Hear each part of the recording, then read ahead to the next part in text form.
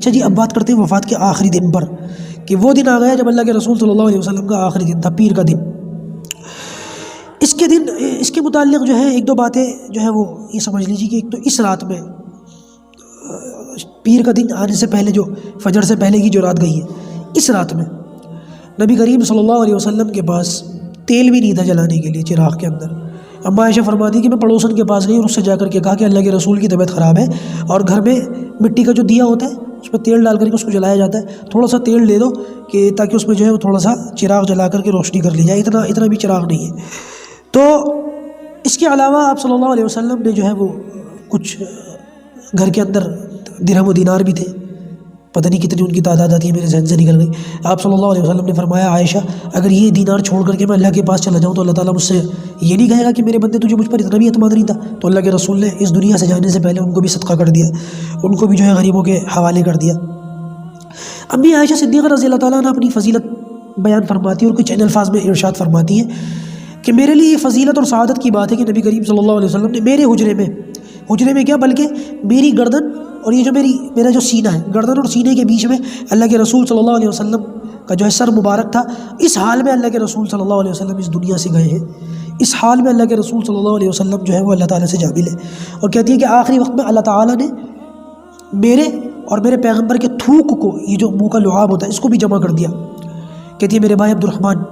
ابو بکر کے بیٹے، ان کے تو بھائی تھے، محرم تھے تو یہ آ جا سکتے تھے، ابو بکر ان کے بھائی وغیرہ، کیونکہ امی عائشہ کا حجرہ تھا نا، تو ان کے والد کو ان کے بھائیوں کو کوئی دقت نہیں تھی آنے جانے میں۔ تو یہ کہتی ہے کہ میرے بھائی آئے عبد الرحمن، ان کے ہاتھ میں مسواک تھی، اللہ کے رسول اس کو دیکھ رہے تھے، تو میں سمجھ گئی کہ اللہ کے رسول جو ہے وہ مسواک چاہ رہے ہیں۔ تو میں نے پوچھا یا رسول اللہ مسواک کرنا چاہتے ہیں؟ تو اللہ کے رسول نے گردن کے اشارے سے ہاں کہا۔ تو میں نے اپنے بھائی سے وہ مسواک لے لی اور پھر میں نے محسوس کیا کہ وہ مسواک کا جو کنارہ ہوتا ہے وہ ذرا سخت ہے، تو کہتی ہے میں نے اس کو اپنے منہ میں لے کر کے اپنے دانتوں سے چبا کے نرم کیا۔ اس کے بعد اللہ کے رسول صلی اللہ علیہ وسلم کو وہ مسواک دی، آپ نے وہ مسواک فرمائی۔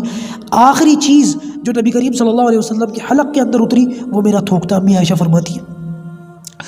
بہت بڑی فضیلت کی بات ہے، اللہ تعالیٰ نے کتنا بڑا مقام عطا فرمایا امی عائشہ کو۔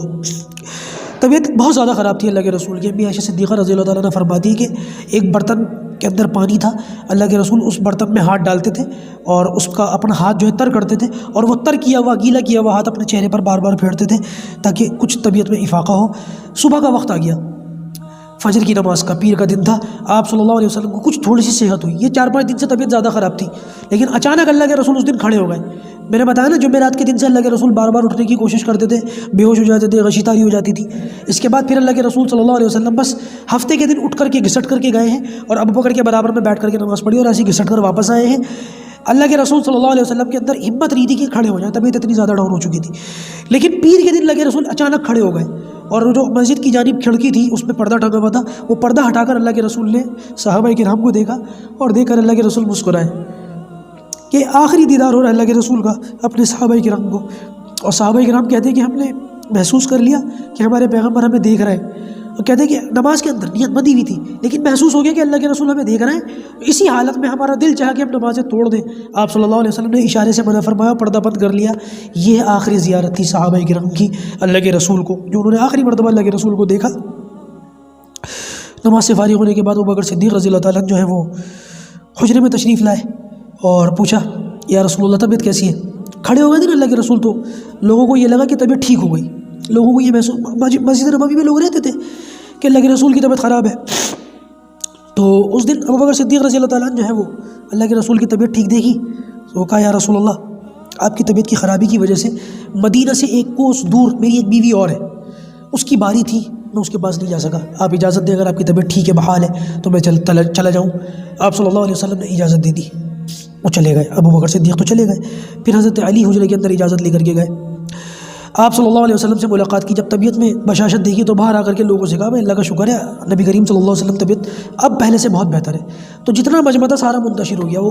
ٹکٹکی لگائے بیٹھے رہتے تھے، لیکن جب اللہ کے رسول کی طبیعت خرابی کا سنا سارے چلے گئے، حضرت علی چلے گئے، ابو بکر صدیق جو ہے وہ اپنے گھوڑے پر بیٹھ کر دور چلے گئے۔ ان لوگوں کا منتشر ہونا تھا اور ابو بکر صدیق کا جانا تھا کہ اچانک نبی کریم صلی اللہ علیہ وسلم کی طبیعت ایک دم بگڑ گئی، پہلے سے زیادہ بگڑ گئی، اور یہ وہ وقت شروع ہو گیا کہ جب آپ صلی اللہ علیہ وسلم کی روح پرواز ہونی تھی۔ اللہ،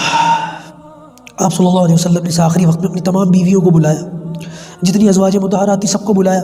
اور سب کو الوداعی نظروں سے آخری مرتبہ دیکھا، اور بڑی دعائیں دی آپ صلی اللہ علیہ وسلم نے، مرحبا بکم، حیم بکم، حداکم اللہ، حیاکم اللہ، نصرکم اللہ، نفعکم اللہ، وفقکم اللہ، صدقکم اللہ، اعانکم اللہ، اوصیکم بتقوی اللہ، اللہ تمہاری مدد کرے، اللہ تعالیٰ تمہیں خوش، مطلب اس طریقے کی، اللہ تمہیں ہدایت دے،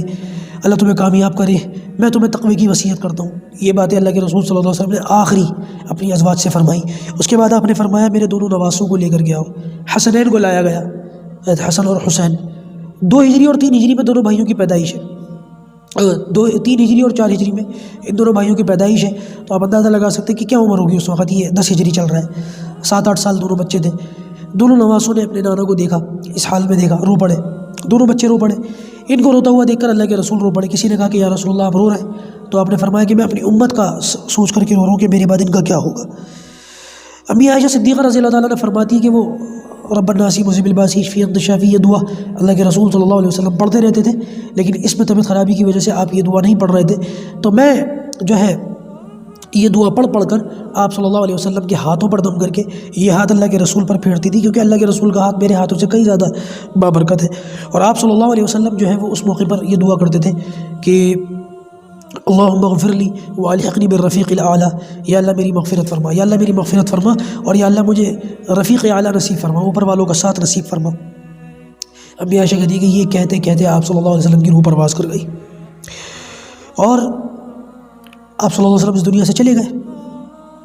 اور اس وقت کمرے میں ایسی خوشبو تھی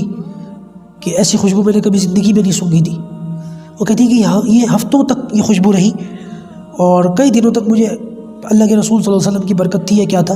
مجھے کئی دنوں تک بھوک نہ لگی، پیاس نہ لگی، کھانے پینے کی ضرورت ہی محسوس نہیں ہوئی کچھ دنوں تک۔ سدرۃ المنتہا ایک مقام ہے، سورہ نجم کے اندر اس کا ذکر ہے، یہاں پر ذکر آتا ہے کہ نبیوں کا مسکن ہے۔ اللہ کے رسول صلی اللہ علیہ وسلم سے پوچھا گیا تھا کہ یا رسول اللہ آپ کو غسل کون دے گا؟ تو آپ نے فرمایا تھا کہ میرے قریبی، میرے اہل بیت جو میرے رشتہ دار ہیں۔ یا رسول اللہ آپ کو کفن کون دے گا؟ آپ کو قبر میں کون اتارے گا؟ آپ نے خود ساری باتوں کا جواب دیا، میرے گھر والے۔ اور پھر پوچھا گیا کہ یا رسول اللہ آپ کے جنازے کی نماز کون پڑھے گا؟ آپ صلی اللہ علیہ وسلم نے فرمایا کہ جب اس سے فارغ ہو جاؤ، یمنی چادر ہے یا مصری چادر ہے، یمن کا کپڑا تھا، مصر کا کپڑا تھا، اس میں کفن دے دینا، اس طریقے سے جب کفن دے دو تو کمرے سے تھوڑی دیر کے لیے باہر چلے جانا، سب سے پہلے میرے دونوں دوست جبرائیل اور میکائیل یہ میری جنازے کی نماز پڑھیں گے، اور اس کے بعد اسرائیل اور اسرافیل بہت سارے فرشتوں کے ساتھ آ کر کے یہ میری جنازے کی نماز پڑھیں گے۔ ایک لمحے کے لیے تم لوگ باہر چلے جانا، یہ لوگ جنازے کی نماز پڑھیں گے۔ اس کے بعد میرے اہل بیت میں، میرے مردوں، گھر کے مردوں میں سے، رشتہ داروں میں سے پہلے یہ میری جنازے کی نماز پڑھیں گے، اس کے بعد عورتیں پڑھیں گی، پھر تمام مسلمان تھوڑے تھوڑے کر کے۔ اس طریقے سے اللہ کے رسول صلی اللہ علیہ وسلم کی جنازے کی نماز پڑھی گئی۔ آپ صلی اللہ علیہ وسلم نے اس دنیا سے جانے سے پہلے خود اس بات کو فرمایا تھا کہ میں اپنے تمام جو لوگ یہاں موجود نہیں ہیں صحابہ کرام میں سے، ان سب کو میرا سلام کہنا، اور قیامت تک جتنے بھی ایمان والے ہوں گے میں ان سب کو سلام کہتا ہوں۔ میرے اور آپ کے لیے، ہم سب کے لیے اللہ کے رسول صلی اللہ علیہ وسلم جو ہے وہ سلام کہہ کر کے گئے۔ یہ پیر کا دن تھا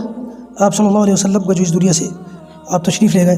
صحابہ کرام کا حال بڑا عجیب تھا،